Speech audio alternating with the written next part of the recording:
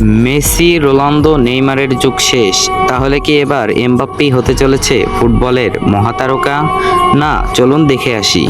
এবারে Lionel Messi জানান দিয়েছেন, আমি 2026 বিশ্বকাপ খেলে অবসর নিব।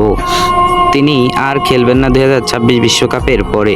রোনালদো জানান দিয়েছেন যে আমিও 2026 বিশ্বকাপ খেলে অবসর নিব। এরপর নেইমার জুনিয়রও বলে দিয়েছেন যে 2026 বিশ্বকাপ খেলে আমিও অবসর নিয়ে নেব, খেলবো না আর এই ফুটবল, থাকবো না আর জাতীয় দলে। তাহলে কি এমবাপ্পের একটা সুযোগ আছে 2030 বিশ্বকাপ জেতা? এবারে মেসি, রোনালদো এবং নেইমার তিনজনেই হোক পেতে আছে একটি বিশ্বকাপের আশায়। তো দেখা যাক কে নিবে। নেইমার, রোনালদো এবং লিওনেল মেসি অবসর নেওয়ার পর আর ভক্তরা কার ফুটবল খেলা দেখার জন্য বসে থাকবে এক বুক আশা নিয়ে? এটা আমার বড় জানতে ইচ্ছা করে। আপনি এই বিশ্বকাপে কোন দল সাপোর্ট করছেন কমেন্ট বক্সে জানিয়ে দিবেন।